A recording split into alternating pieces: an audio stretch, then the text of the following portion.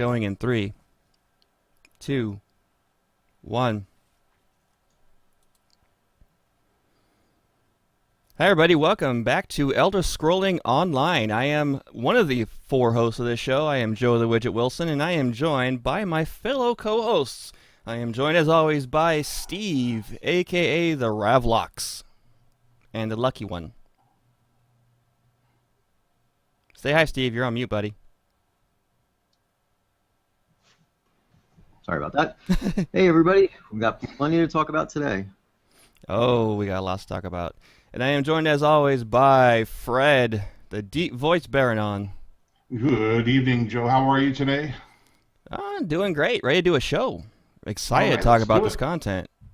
We got a lot to talk about, too. Heck yeah. And Vince, a.k.a. Karenith, the Dungeon Master. How you doing, everyone? We have more news than ever this episode. Yeah. So if you guys were not aware, QuakeCon was this weekend.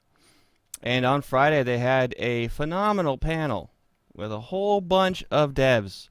And they showed us the future of ESO. Literally showed us. As well as, talked about it. But we got a whole lot to talk about on that. A ton of stuff to comment on, which is going to make up the vast majority of the show tonight. One of our numbers, Steve, the lucky one, got to go over to QuakeCon on Friday and check it out. So, Steve, I'm going to give the floor to you, man. Tell us about it. What did you think? What did you do? Sure. Well, it's just like so much going on. As I said to Matt, after the panel, there was a meet and greet with the devs and everything, and Matt Fuhrer said, "So, what'd you think? What were your impressions? What was the best thing that you saw out of what we showed you?" And I was just speechless. I literally said, "I can't. It's just everything. It's just so much." And well, I'm going to give you some of my better worded highlights now because I had some time to let it all soak in. And I think one of the things that most players are going to be the most happy about, at least in the immediate, is the fact that ZeniMax has decided to reduce the respec cost to almost nothing for a week or so after Update 3. Well, Steve, we're going to get into all that stuff in a little bit. So I want to know, what did you do? Did you get a chance to hang out with the devs? Who did you talk to? Tell us, what was QuakeCon like? Yeah. Well, absolutely, yeah. So, after the panel, we went out and hung out with the devs out there and talked to Nick Conkle for about 45 minutes. And Nick is definitely very passionate about the stamina builds and improving that situation. Do you see why I wanted him on the show? Because how passionate that guy is? Oh, yeah. No, he's great. And the thing is, it's like the interaction, that's one of the things that I definitely got the most fun. Excuse me. The most fun about with talking to them was the fact that they really were fully engaged in the conversation. It wasn't just a service thing like, "Hi, how you doing?" Shake your hand and sign your book and move on to the next person or something like that. And every single person I talked to was not only willing but wanted to stay and talk as long as possible. So it was really awesome as far as that was concerned. And they invited you out to a dinner that night, didn't they? Yeah, actually, we kind of suggested that we go out to dinner because Gina and Jessica seemed to be getting worn down, and they came around and then said everybody who was standing in the immediate area, let's all go out. So we got taxis on ZeniMax's tab and went over to Chewy's and had some Tex-Mex, and I put up a picture on our website of the group there. We had 16 people in total, and literally talked about everything and anything. I mean, it wasn't just all about the game. Talking about Saturday morning cartoons when we were kids, and and talked about first-person view and how to avoid getting dizzy and all sorts of neat things. I mean, everything and anything was coming up. That's what you do. You take Dramamine. That's awesome. Sounds like you had a blast. Oh, absolutely. I mean, as I said, unfortunately, there's one or two people I didn't get time to talk with specifically, but um, because I spent so much time with Nick, and I told Nick I didn't want to monopolize his time, but he was like, no, no, that's fine. We just kept going. It Well, was next time, great. Steve, It if you do really something was. like this, I, I'm going to send you an audio recorder so you can get interviews for us. Oh, okay. Yeah, that sounds good. Yeah, next time. Yeah. And of That's course, something. I also met up with Rook from Mostly Harmless. He was there. They were competing for the in the PvP tournament, Oh, and okay. actually, in the end, they won the PvP tournament. Oh, nice. So Hey, yeah, all right. Yeah. good job. Yeah. So we got a bunch of pictures and stuff, with him, and I talked to Matt. And one of the things that this was probably the highlight for me is that Matt introduced myself and told him about Elder Scrolling and what we do, and it's just a bunch of us talking like friends, and about our experiences in the game and things like that. So it's not like we're dissecting what's good and what's bad, that type of thing. And he was thrilled about that. And I told him how Ravalox is my main character is a new build, and then the listeners of the podcast are going to be following along, experiences as he goes through the levels and everything. And he said that was a great idea. And then we started comparing our main characters. So it's like these guys are, it's not just a business to them. This is part of their life as well. They play. They're part of the game. But it's like a passion for them as Yeah, well, and so they enjoy the game just as much as we do. And we exactly. Yeah. found out when we talked to them, Nick and Eric, and one of the things when we asked them about what their favorite event was or what their favorite, they were very happy to answer that, and they had a good answer for that. That's so. Yeah, not too many devs will sit there and avidly play their game when it's, released because No, they work on it all day. right. Right. Yeah. I know when I was a game designer, I didn't touch the games I worked on after they were done. No, Still haven't. So in the end, the only thing that I wish was better was I wish they had more vendors there at the exposition portion of it. The that part was kind of small as compared to everything else that was going on, but overall, the plenty of people at that con. The place was crowded, lots of people walking around. A few were even dressed up. I mean, not too many, but a few. Got to have your And cosplayers. and yeah, it's obviously the high point of the whole thing was being able to spend quality time with the ZeniMax folks. well, that's what you were And there for. yeah, yeah, absolutely. But many thanks to Gina and Jessica and Matt and Paul and the rest of the folks over there for taking the time extended time to stop what they were doing and hang out with us. It's really great. That is awesome. Yeah, indeed. I'm jealous. Me too. I want to go. I want to go. Yeah. Okay, guys. Well, we're going to go ahead and get into the meat and potatoes of this whole deal. Yeah. And that is what they talked about as the future of this game. And we're going to go through each individual developer. Do you guys all have the site up? We sure do, or I do. Okay. Or I'm going to just hit on each host to do to each developer. I'm going to go ahead and start with Brian Wheeler and what Okay. he came up with. And we'll discuss this as we do. A new PvP area is coming out, and it's the one thing that we all expected and have been looking forward to in the PvP area, and that's the release of the Imperial City, which is the big deal. That's the heart of Cyrodiil. And the way that they showed it and they presented it, it looks incredible, and it is huge. It is basically like a PvE PvP cross raid. For those of you who know what a raid is, it's just a large group of people going in and doing PvE content. But this time you have to worry about other players from other factions as well. And the only way into this place is through sewers. If you guys remember that from Oblivion.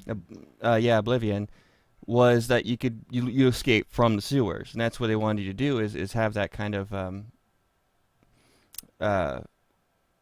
experience again, but going inside the sewers. So that's the whole thing, is going inside and trying to take each section of the city. So the city, from what I understand, is going to be broken up into districts.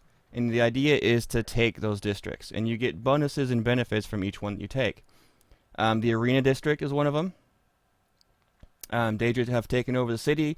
They've thrown the Imperials into the arenas to have some gladiatorial games. I can't pronounce this district. Arboretum. Arboretum, thank you.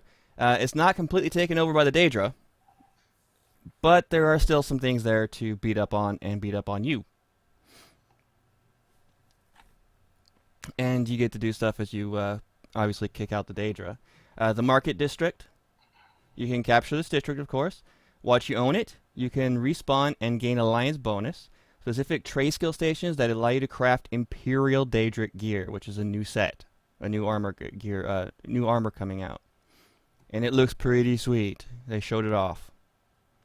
And the Temple District, Temple of the One in Oblivion. This is where the Daedra are trying to start the plane meld. And so you got all these districts you have to take and try to control a city. You not only you're fighting Daedra and bosses, but you're fighting other players as well. And you can expect, and they're hoping for this to happen, of different factions camping the sewer entrances. And Brian even stated on that panel that he was looking forward, well, that they put in save points in the sewers for each faction as well.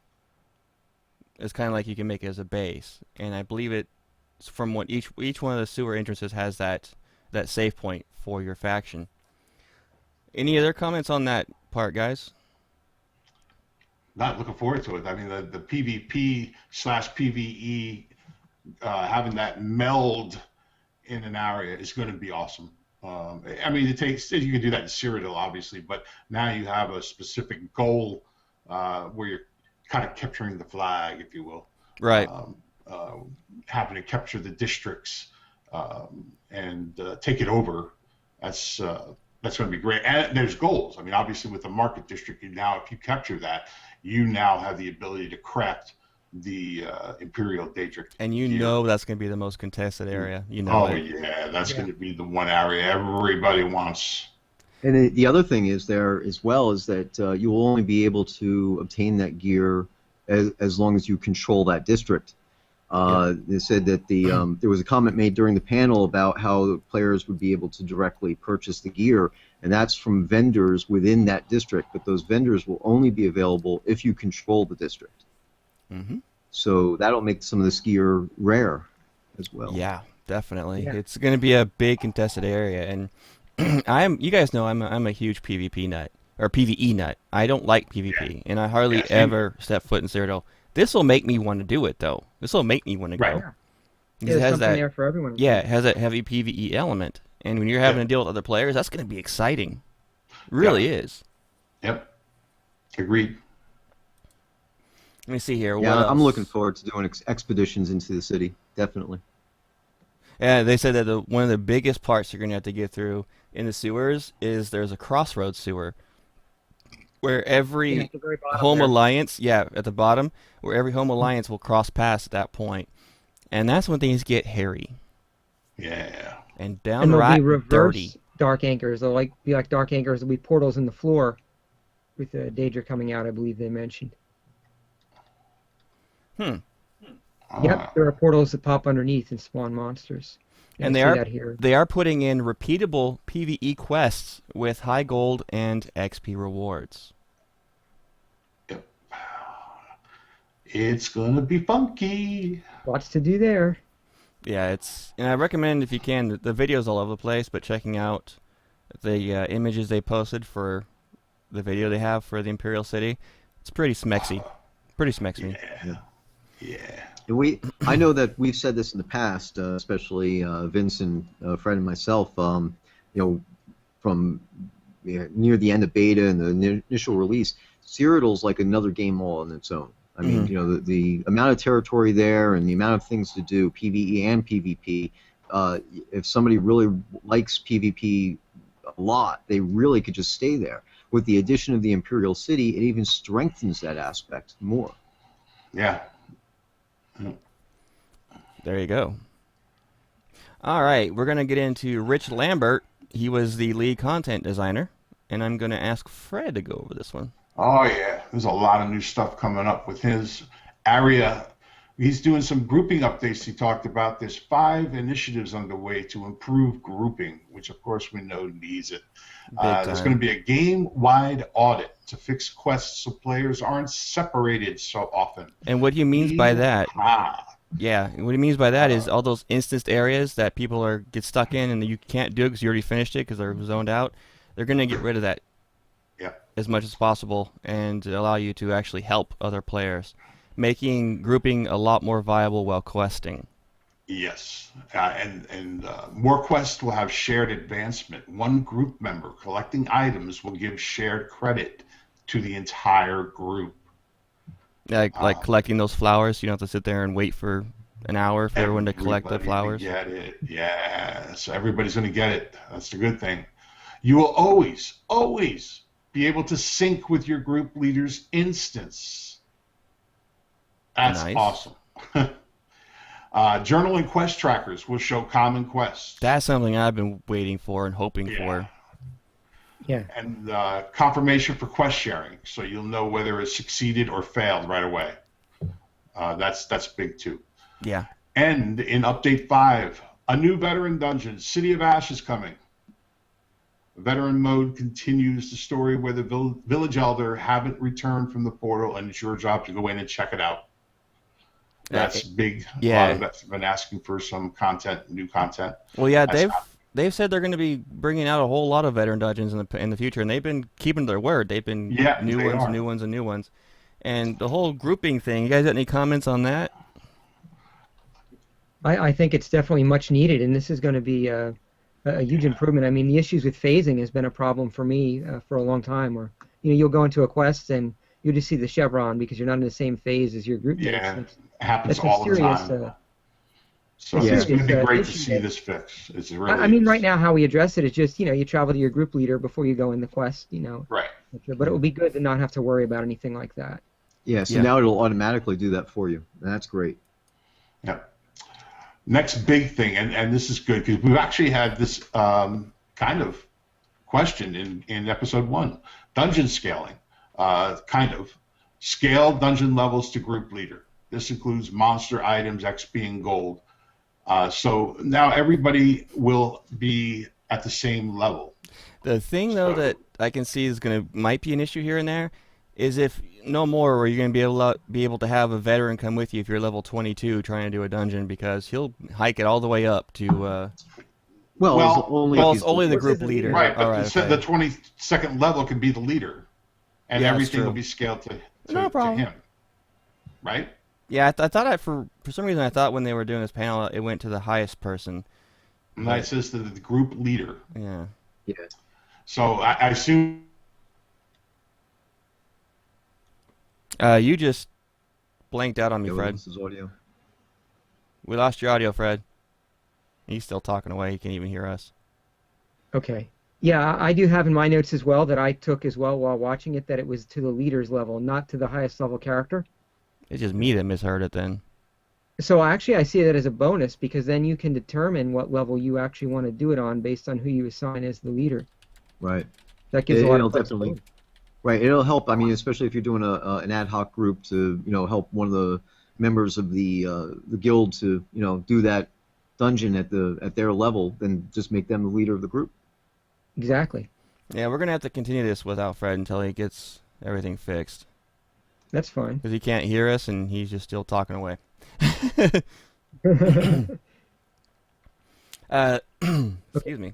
Solo instance difficulty will scale with you as well. So the solo dungeons out there, they'll be able to match you, which is going to be awesome. You'll get gear, you'll get loot from those dungeons. Like if you're a veteran and you missed some dungeons in the past, you can go back and do them, and you'll get gear and loot for it. It won't be no more just a steamroll through it. Exactly. Right. Let me see the dungeon repeatability. Daily dungeon runs come to ESO. Leverage the Undaunted. New passive skills added to the Undaunted skill line. Daily rewards through Undaunted pledges. Get keys to open undaunted chests in various Alliance headquarters with new armors coming out for the Undaunted. Yeah, this was definitely something that was needed. The Undaunted didn't seem to have a lot of purpose in the game, and now this is what brings it in. Yeah, that skill line was one of the more lacking ones, in my personal opinion. I agree.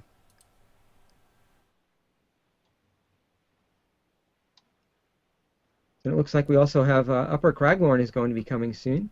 Mage and Yep. Warrior were the first 2 chapters, so it's going to have improved itemization, new crafting trait, and a brand new 12-player trial focusing on the Serpent. Can you guys see a pattern with this stuff here? They're having a pattern going with the trials. The new trial looks really, really cool. Well, they're also going to have the Dragonstar Arena, which is the 4-man, the mini trial, and that's very interesting for those who perhaps like a smaller guild that doesn't have 12 people and finds it awkward to assemble a group of 12. You could go in this Dragonstar Arena and still have a blast. Yeah. It's got progressively more difficult time PvE encounters with better rewards and leaderboards, and has normal mode and veteran mode, so you can do it on a lower difficulty to learn it, and then when you're ready to take it on in a serious way, you can crank it up to veteran. And did you guys see the audio? The video that they played for this. It's just expansive. Some of the areas in Upper Craglorn, there was that one scene that completely impressed me, where the party was off to the left on like a cliff face road, right, with a big chasm on the right hand side. Just unbelievable. So looking forward to getting out there and checking that out. Yeah. That's going to be a fun thing to do. Really is. It's going to be a 4-man content. It's going to be difficult.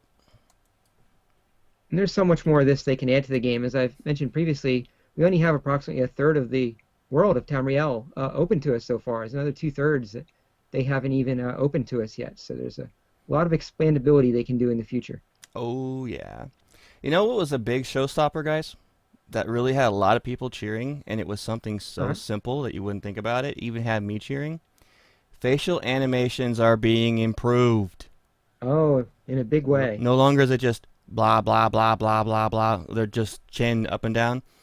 They're putting full facial features in there, and it actually looks like they're talking. It's big night and day improvement. Big. Absolutely. You wouldn't think that's such a big deal, but it is. When I was talking to Matt, and he asked me, he goes, well, what was your impression, and what was the best thing that you saw out there and everything. And I told him, I said, my mind's going blank. It's just so much stuff.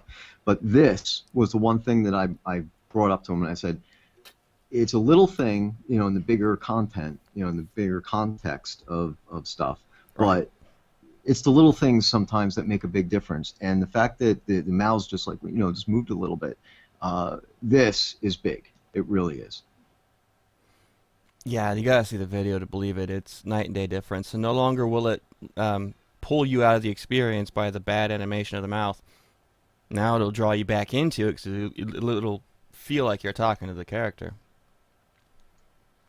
I always found myself when I was doing quests, I would not look at their mouth at all. I would pick another point to look at while they were talking, so it wouldn't bother me. Yeah. I did the same. Another thing they mentioned there, which was very amazing to me, is how they have the over 120,000 lines of dialogue in this game, which is an incredible amount. That's a lot, yeah. Fred, are you back? I hope so. You're back. Yeah, we got you back. Lord have mercy. Yeah, we continued on without you a little bit.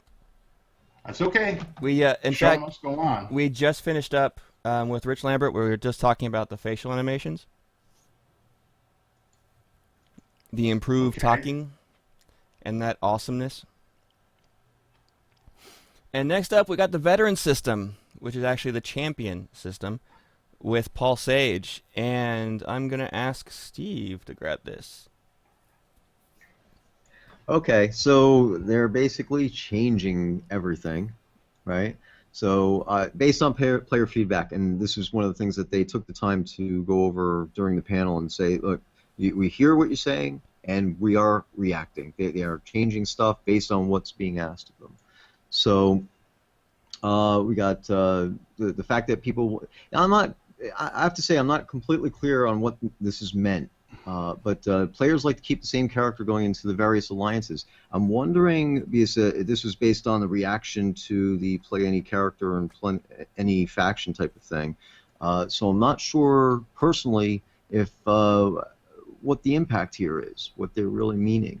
Yeah, I don't either. You guys have any ideas? Well, they were mainly concerned about the consistency, like the level 1 to 50 experience, how once you got to Veteran 1, the difficulty ramped up rather steeply after that. It wasn't on the same curve, so they wanted to smooth it out a little bit. That was what I got out of the phase 1 of the conversion to champion. But that's just, again, the phase 1, the difficulty change. Right, yeah. So we were getting rid of veteran points, right? And so instead, veteran ranks are going to be gained by experience points, which makes it a little bit more consistent. And Yeah. that is good. And also that was because, like, you're used to getting XP from going to, like, let's say you find a way shrine, you get XP for that. You didn't get that for the veteran points, and I think that's more of what they were getting at, just keeping everything consistent. Yeah, Paul's whole segment had me really excited because I'm a veteran 12 character, and there is, I'm not going to deny it, there's a very big lack of content and a feeling of progression when you're in the veteran areas. This is going to change that completely, which I look forward to. Absolutely. Yeah, so that then with the champion system, right, you get all the new passives, and basically this brings in what is most easily described as the Skyrim methodology for skill progression. And it makes a lot of sense since they want to stack a lot of different passives on top of each other. The constellation allows you to be able to see where you're heading and choose what you want to do. That's the key, guys. This is the big thing. All of you guys who have played Skyrim know the constellation trees. It's back, and it's coming for the champion system. It looked sexy. You get champion points by getting XP. So you'll have champion points as you're progressing, and it's going to allow you to build more to your character, customize him even more. And that's what everybody wants. We want to be able to customize our characters as much as possible, our way, make him powerful, make him our character. And ESO is phenomenal at doing that already, and they're only making that better. And I think the champion system is going to really, really help that. They have this some is all passive.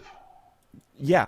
And everything here is passive. It's not like you're going to have to click on things, and this is going to have to, this is all going to be passive. One of the cool So this things is awesome. that really kind of hit me when they were showing this off was they were showing off one of the constellations where you can improve your lockpicking. Yeah. Now that tells me, what are they going to do to lockpicking to make it harder? I'm already a champion. I'm already pro at it, It's pretty guys. easy now. Some people have difficulty with it. Yeah, there's an actual player dexterity thing there. So I mean, those who do have problems with it will be able to hit that tree and have less problems with it. Okay, Players like yeah, I us, guess. me and you, Fred, who don't have any problems, won't have to worry about getting that. Right.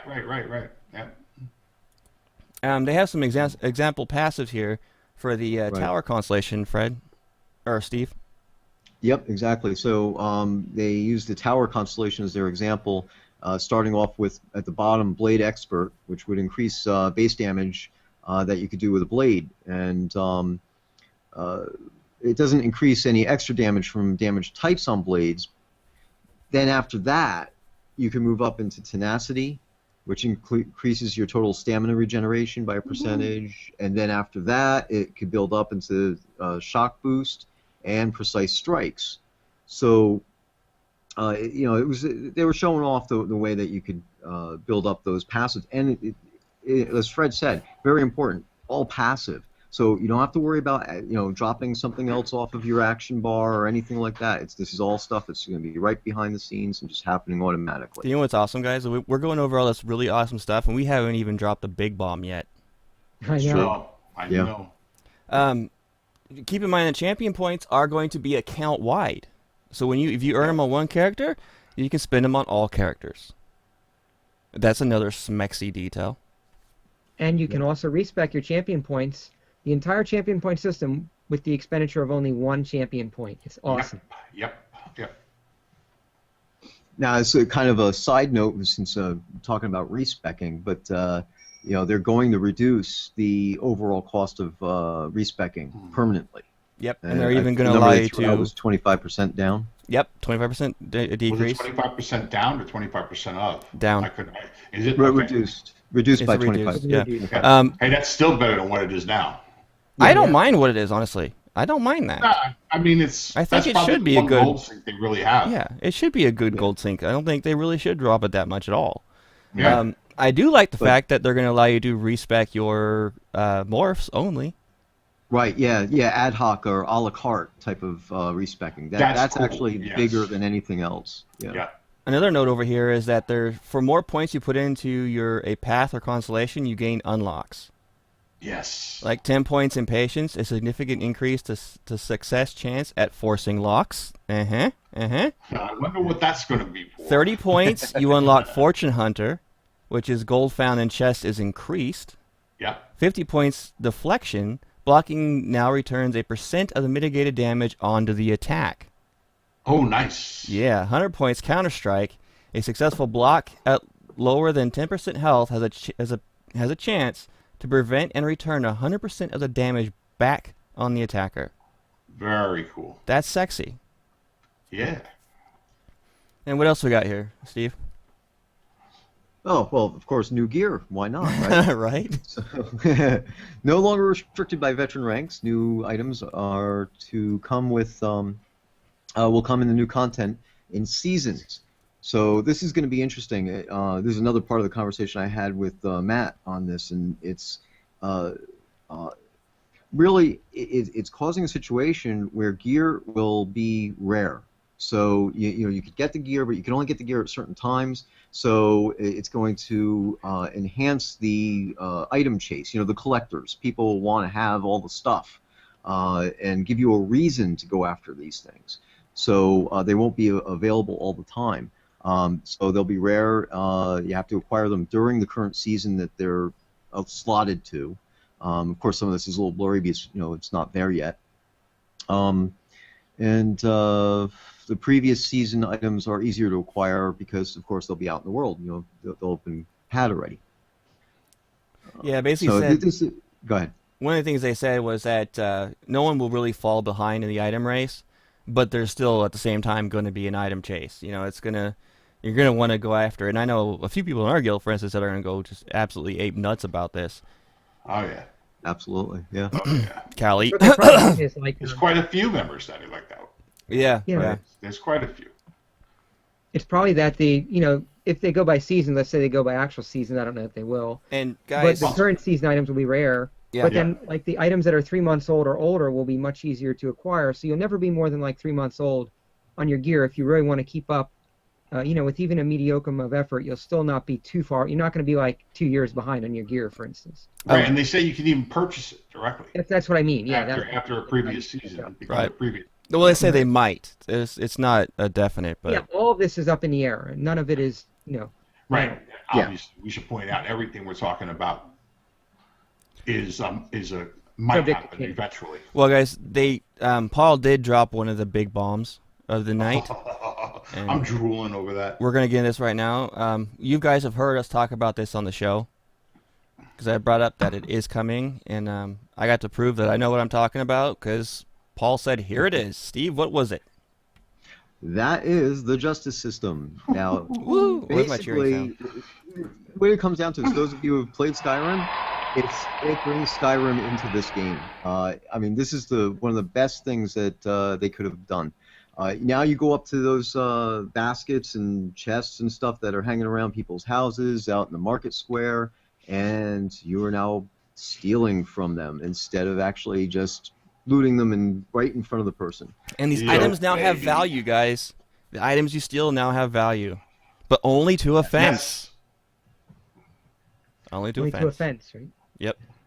Yep. Yeah. So you have to locate the fences. Now, of course, I noted that he didn't show the fences in the game. No. When he did the demonstration, I was like, if he shows one of the fences, everybody's going to go for that one right away.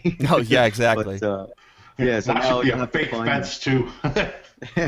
I'm willing to bet, guys, that the Thieves Guild stuff content is going to start when this comes out. Yeah. 'Cause that's going to be a Yeah. part of the whole fencing thing. I know it. Yeah, absolutely. And then of course, That would make sense. there's that other Dark Brotherhood thing that will come up right after this as well. Of course, it's still not sure if it's going to come in the same release. I would suspect the Justice System will probably be in one patch, and then the next major patch after that would be the Dark Brotherhood, because you want to get the Justice System in there first, right? Yeah. Yeah. But of course, now along with this, you could steal, and here's one of the bigger things: you can murder the NPCs. And You're kidding.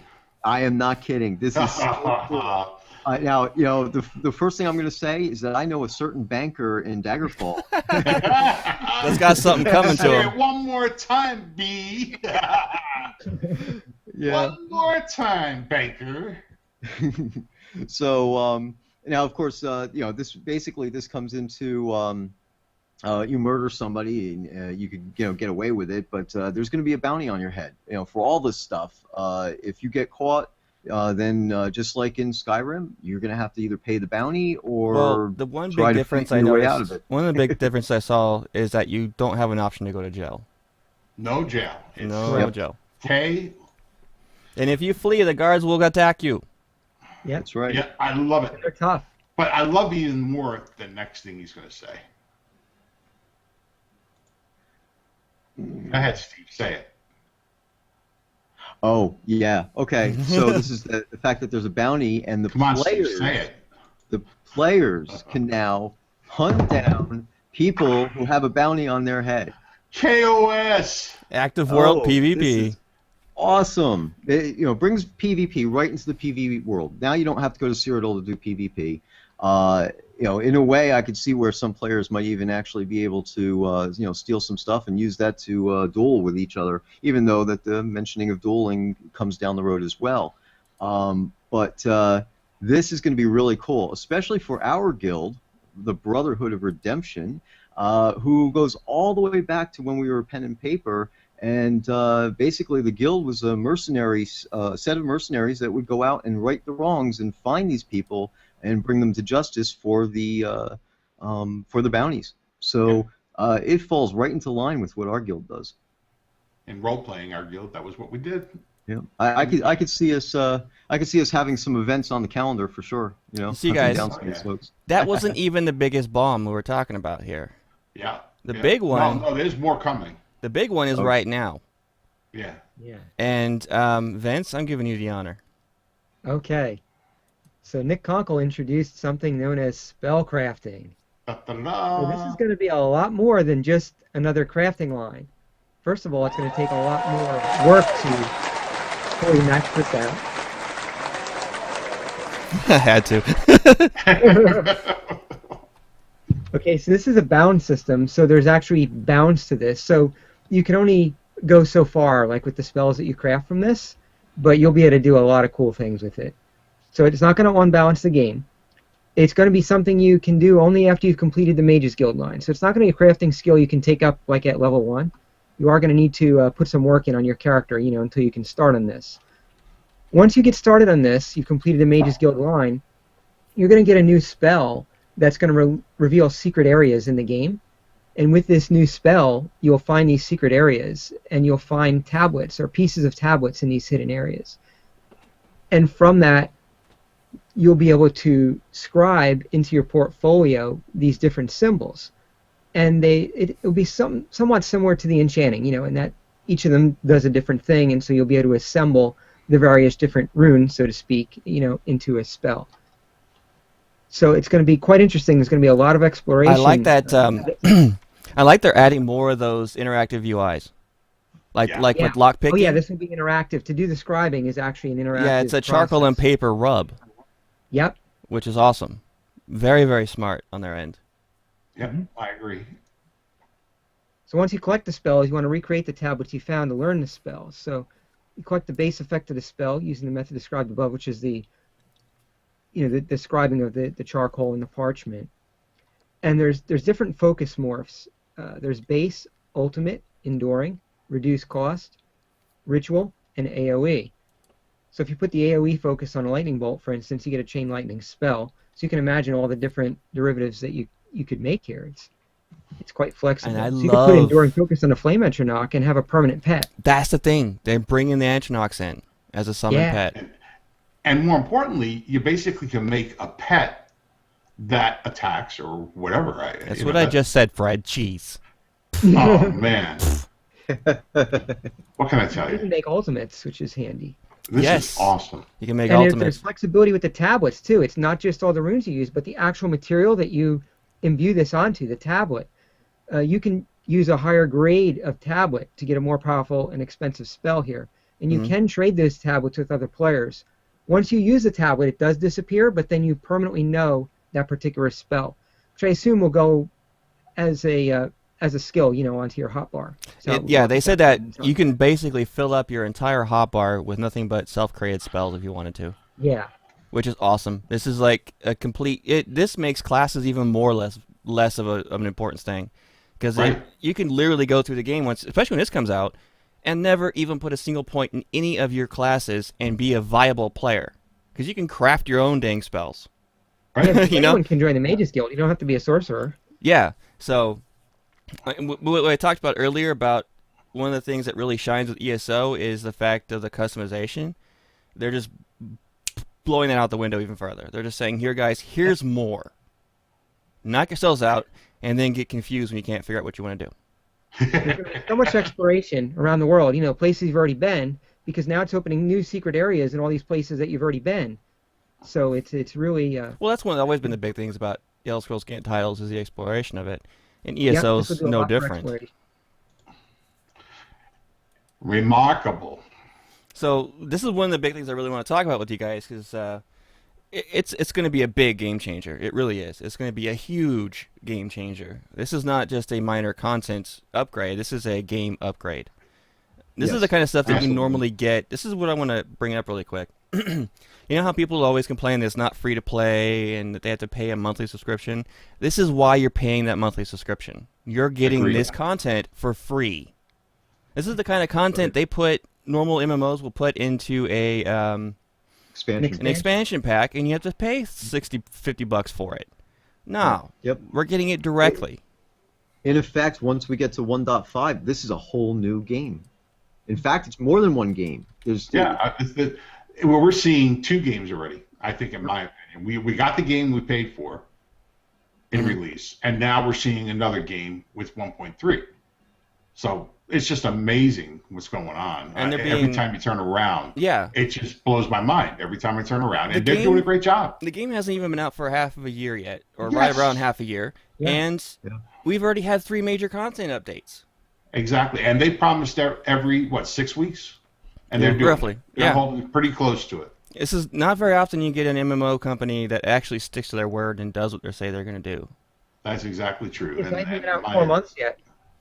And can you imagine the pace? If this pace continues on, a few years from now, we're going to see more and more of Tamriel all filled in with zones. And Oh it's yeah. like, They're going to have to make up a new world. Man, it blows my mind what the game's going to be like a year from today. It does. Because it's just nothing but constant improvements, and I can guarantee you we're gonna have Thieves Guild, Brotherhood, we're gonna have the spell crafting, and who knows what other content they decide to put in the future. Exactly. Yep. I mean, What is that with the news they're yet? going places that I never would have thought of, and that's not that I have a mind greater than they do or anything, because I don't. But just they're just blowing my mind with the things they're bringing out, and that's great, because that's what keeps me, and I'm sure a lot of other people, wanting to continue playing, because it's like, what are they going to come up with next, while I'm enjoying what they gave me now. They had Jared Carr came on, and he went over some things like button responsiveness. They're improving that. Animation timing is going to be improved, so it's going to be a lot smoother. They're improving the particle effects, in cases like we have. My trial team has been doing one of the trials, and the first boss is the Lightning Antinok, and he puts down this golden orb on the ground that you're supposed to go to and stand in, but you can't. Oh, excuse me, that came out of nowhere. You can't find it. You can't see it, and it will, like today we were doing it. You saw a glimpse of it and it disappeared. So we kept on Wow. wiping because we just couldn't see it. Well, they're going to be improving that kind of content so it's going to become more visible and more viable for you to use the content and you use the mechanics that are built into these encounters. Mhm. And they're going to be improving weapon swapping even further. So they're going to be pre-caching all weapons in memory, so weapon swapping is going to be actually instant, regardless of your connection. Right. They're doing the same for the combat telegraphs, like you said, with that that ball, etc. So they're always in memory and therefore always play. Yep, Exactly, yeah. Not to mention weapon swapping. Hey, I just brought that up. We discovered that. That's a big You deal. could have said it. It is. We're having a bad night. You guys got to, pay Saying the same attention thing here. Twice. Pay attention, pay attention. He brought up new armor and weapon models, which is a big deal because this actually gives you guys an idea of future content. You can look into this and really see a glimpse of the future of ESO. The Kathringi ceremonial armor and weapon set is coming out. There's going to be content. New NPC race. I'm sorry. Yep, and that's coming out on a new zone for a new zone.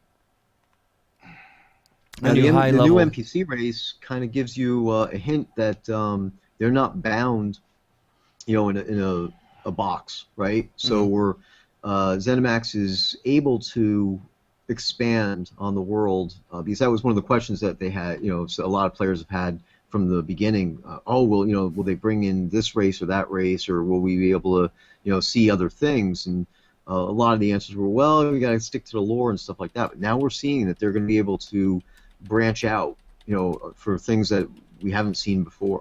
It's going to be cool. Exactly. Morag Tong is a new armor class, and that thing looks really sexy. It's like Barbarian, but more animalistic. In a way. And these each have Scaly. all new weapon sets as well, all new weapons, and it looks really cool. I don't know much about the lore when it comes to the Morag Tong, so I couldn't tell you how this is going to be introduced or why it's going to be introduced. But the thing that really got me cheering, Dark Brotherhood armor set and weapon set. And it is sexy. It is awesome. The heavy armor set for the Dark Brotherhood is hot. And with dyes, even hotter. Thieves Guild armor set, which actually looks better than Dark Brotherhood. Boo.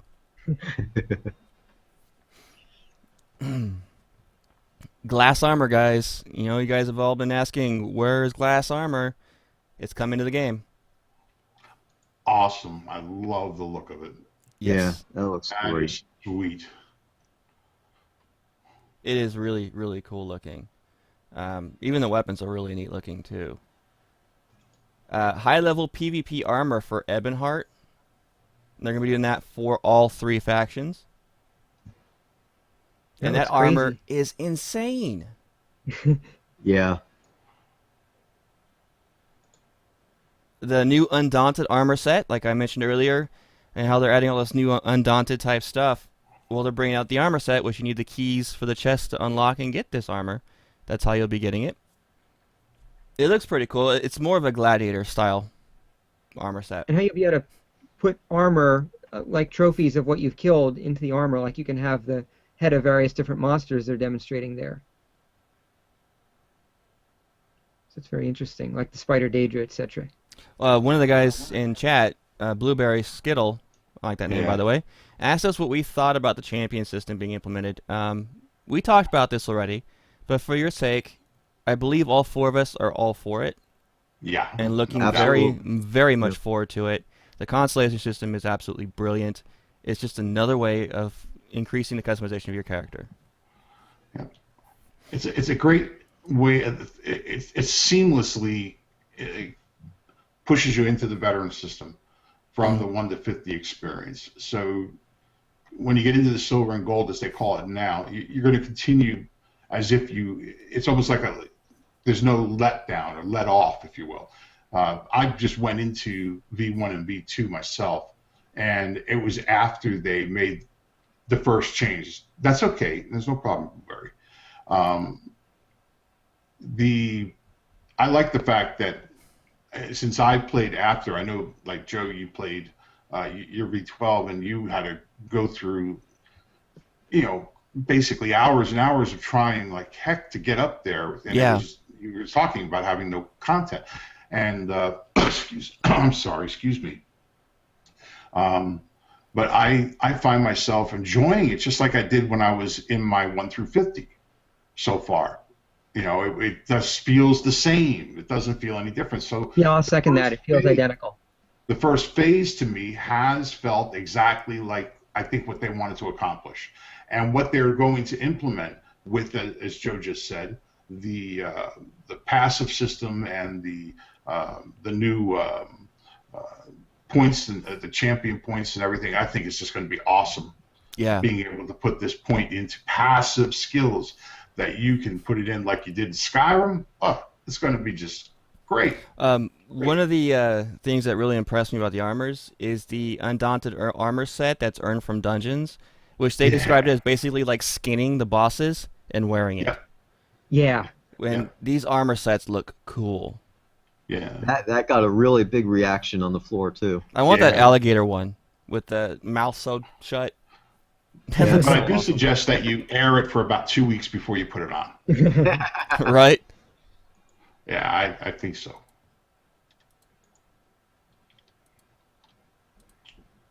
Then we Yeah, have some more content coming. Yes, Yeah. there is, guys. Yeah. Oh wait, they talked about the Imperial Daedric armor. They're bringing out that's Dwemer armor as well. Another one that people have been wondering about. Yeah. Now that also brings in the question of what kind of content's going to surround that? Exactly. I love Dwemer, and I would love to see content based on that. Guys, a new Adventure Zone. Woohoo! Murkmire. Murkmire is coming out. Thus, like I said about the whole content thing, that new armor set for the Kethringi, there you go. They are going to be a passive NPC that are in Murkmire. It's going to be a lot like Craglorn. Supports 4-player content in Overland, and Delves also has 12-player trials as well. So it's going to be a lot like Craglorn, but different. That makes sense. Yeah, well, it's a different area, different creatures, things like that. Yeah, it's a province of Blackmarsh under Shadowfen. It's pretty much a lot of heavy swampland to the north and the upland area in the middle with a bog in the south. The dominant creature obviously is going to be Argonian, so you're going to deal with a lot of lizards. New non-player characters called the Naga. Naga. And they're even bringing out new monsters. Yep. Including the fire turtles, the Argonian Behemoth, which eats the Naga. And they show a whole lot of concept art. It looks really, really cool. And they even showed a trailer for actual in-game footage. They did quite a lot with that. What do you guys think of this so far? I mean, they really didn't talk about too much. Yeah, they just did a quick shot of it, but it was beautiful. Again, another nice area to look at, and I'm impressed with, again, the Nagas and the whole thing. Love see the it that far turtles. along. It's impressive. Yep.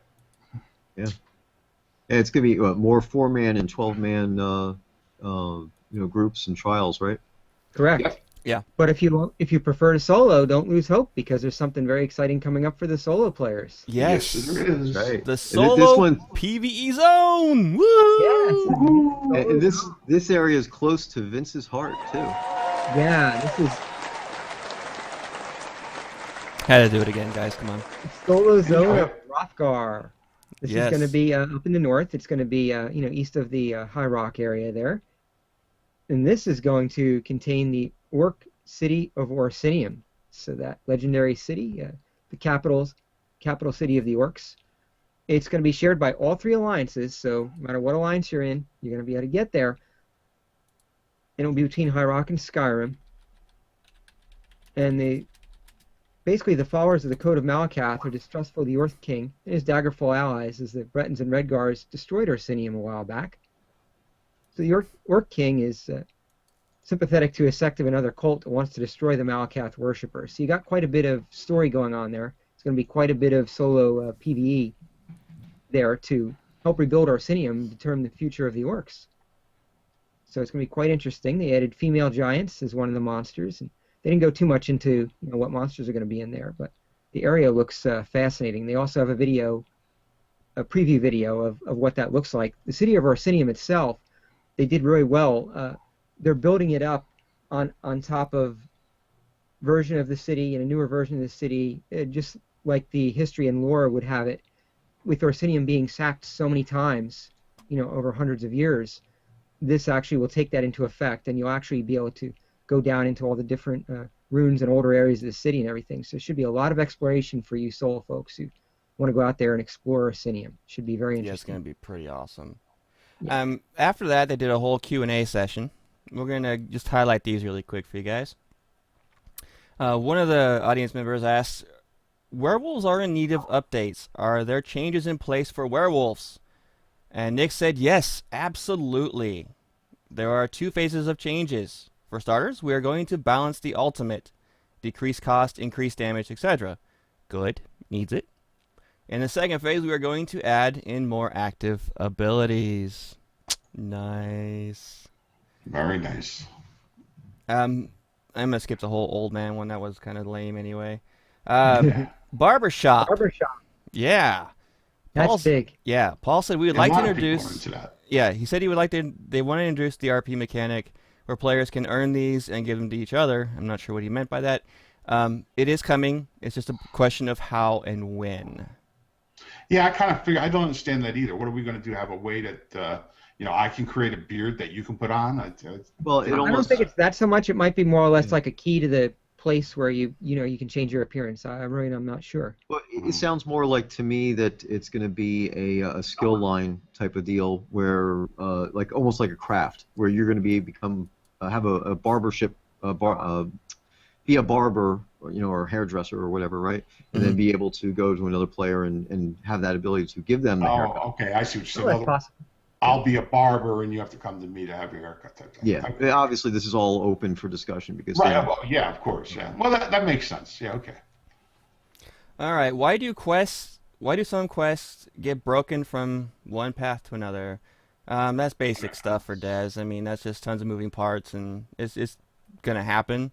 But they'll eventually find it and fix it. That's not an issue. One of the questions was when you're stealing, is the bounty a timer base? Paul said if you incur a high bounty, you will remain kill on sight until you pay it. I love that. Yeah. Ooh, I love that. No timers. You're kill on site until you either pay it or until you pay it. That's it. Yeah. No statute of limitations. Yeah, and another person asked, when are the new facial animations coming? And the answer was pretty much, it's unknown at this point. The technology is there. It's just a production issue due to all the dialogues. So when they get 120,000 lines. when they get closer to having that in place, they'll commit to a time. So I'm really wouldn't expect it for another 3 to 6 months. Yeah. It's a lot of work. Mm-hmm. Yeah. absolutely.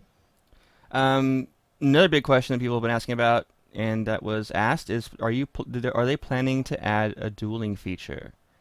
Paul basically said dueling system sounds simple, but it is not very simple. There are a lot of things to consider.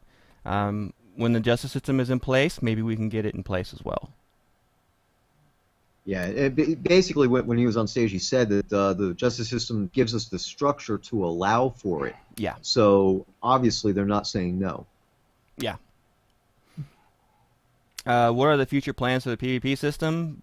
Brian Wheeler, the lead PvP. He said Imperial City is coming. There's going to be more gear, and figuring out how to continue to progress your character, more consumables to use, things of that nature. It's not going to be any drastic, severe changes right now. It's going to be piece by piece by piece. And that's the way to do it.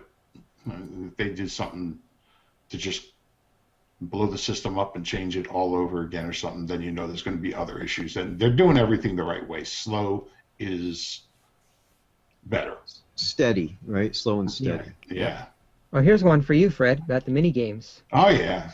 What's coming? Yeah, they wanted that. Somebody asked when we'll see mini games, and Matt replied, horse racing is possible, better fishing systems possible. Basically, he says he's reserving it until we have more information. Yeah. So someday in the future, we might see stuff like that. Someone asked, new crafting motifs? Paul said, yes. That's it. Yes. One word answer Yes. to a very simple question. Uh-huh. Yes. Yes. And then they brought up the whole respec cost too high, and this is what we talked about earlier. So we'll be getting that in there. They'll be getting that in there. Is there plans to discourage Emperor trading? Brian said yes. Yes, indeed. So don't worry about that, and the condensing of the campaigns will help that a ton, which is coming out in 1.2 or 1.3. Sorry. Are the spell tomes consumable? Can you make stamina abilities? Nick said yes, they are consumable. We have other plans for stamina abilities, but we have a spell you can use to gain stamina. So in other words, there's another system coming for the stamina-based abilities. What is it? What can it be? I look forward to knowing. Guys, that is what they talked about for the future of ESO. That's a lot of content there. It was a lot of show. It was A lot of Yeah. stuff coming up. We've already an hour long on the show, so we're not going to be able to do our in-game, unfortunately, again. But we've had 2 pretty big episodes in a row, guys. So we'll have a lot to talk about our game next week, hopefully. Yeah, next session we'll have to spend a good amount on that. Yeah, exactly. Yeah. We're going to go ahead and hit a couple of our other features. I'm sorry, what was that, Steve? No, I was just saying I had spent some time when I was talking to Matt, and he thought it was a great idea to give our listeners a chance to follow the progress of our characters, especially with the idea that that I'm doing the one with the new character build. So he's looking forward to that. Yeah, we'll have to get to that when we have more time on the show. Yeah, we definitely want to do that. It's just had so much news these last 2 episodes here. Yeah. Yep. Yeah. Lots happening. Add-on spotlights. Fred, what do we got this week? Oh boy. Well, let me pull this up here, and the add-on spotlight for this week is. My apologies because my screen just dumped on me. ESO Theater. And ESO Theater is a simple add-on that basically allows you to get all your favorite character emotes together in one spot, so you don't have to sit there and type them all. So you have to do / whatever and get it. It's a hit a key Z. It's actually tied to in-game, and it brings up a box. You then can just tap a key, a mouse, and it'll do the emote for you. I use it. I love it. Quick way to get your emotes. I recommend it. So if you want to use emotes in the game, if you're a role player, ESO Theater is a great add-on to add through either the ESOUI.com, or if you use Minion, it's available through that. So ESO Theater, it's an add-on for emotes, and that's the add-on spotlight for this week. Nice. Yeah. All right. Our guild spotlight this week, like we said we're going to do every week, is we're going to pick one guild that emails into us describing their guild, and we got one in from our own Callie. And the guild Callie. spotlight this week is from Black Market Wares. And they're affectionately known as BMW. Okay then. Our envision includes becoming a tight-knit guild of tradesmen and craftsmen built on the foundation of friendship and mutual respect. Basically, they have between 575 and 500 members that are age 18 plus, and they ask you to check out the information for their guild from their site at blackmarketwares.engine.com. That's ENJIN. Their GM is at Lorail, LORAIL. IORAIL. I was looking at the at one. Oh, I'm sorry. Yeah. Yeah, you're correct. Yeah. Well, it's a capital I. That's why they put it in parentheses. Oh, okay. It's actually Capital I. IO. Okay, oh, so okay, yeah. it is not. Their lead officer is at Callie_Max. So check them out, guys. I'm in that guild as well. As one of my guilds.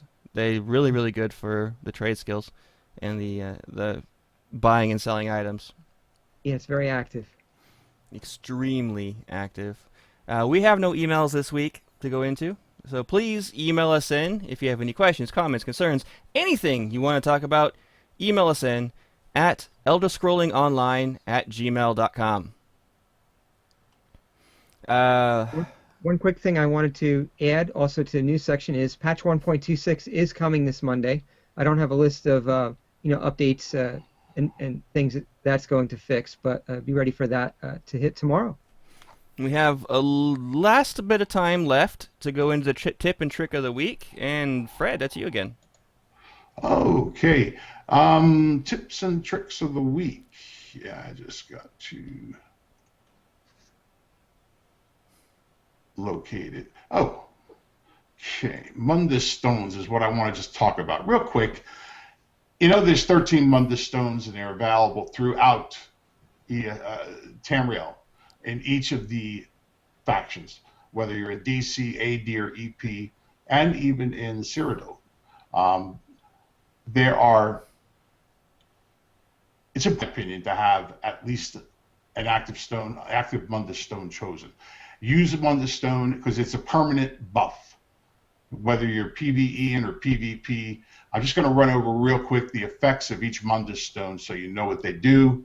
The Apprentice gives you increased spell penetration. The Atronach increases magicka regeneration. The Lady increases armor. The Lord increases your maximum health. The Lover reduces damage taken from your spells. The Mage increases maximum magicka. The Ritual increases healing effectiveness. The Serpent increases non-combat health regeneration. The Shadow increases critical strike damage. The Steed increases run speed. The Thief increases critical chance to hit. And the Tower increases magicka stamina. And the Warrior increases power. The location of the stones, again, you can find them throughout each of the different factions. And all of them are available, all 13. In Cyrodiil, you cannot find. I highly recommend making sure you choose one, finding it in your faction, and putting it on. It stays on until you choose another one.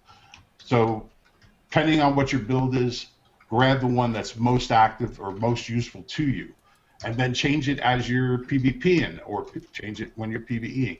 But have an active Mundus stone because that gives you a permanent buff. Very important to give you a little bit of an upper edge. Yeah. And that's the tip of the week. Good tip. All right, we're going to wrap up the show here, guys. Don't forget, our email is at elderscrollingonline@gmail.com. Email us in for you can even give us a tip that you want to share with everybody. Email us. We'll give you credit for that tip of the week.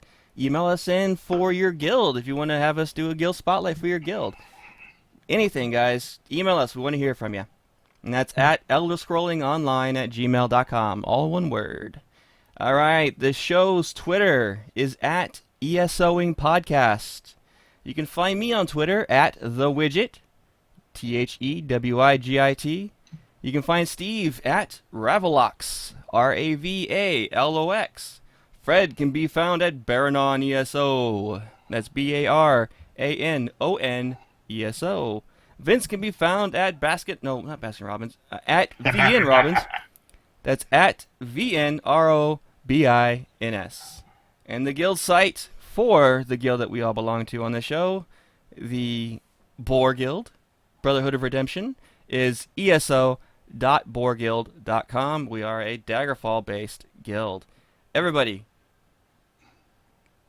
I can't wait for what's coming up in this game. It's going to be awesome. So, guys, enjoy the future of the game, and we'll talk to you all next week. Y'all have a great night. Peace and safe journeys in Tamriel. Take care. Good night. Until next time, stay calm. The Way Shrine is just over the next hill. Take care, everyone. See you next Sunday.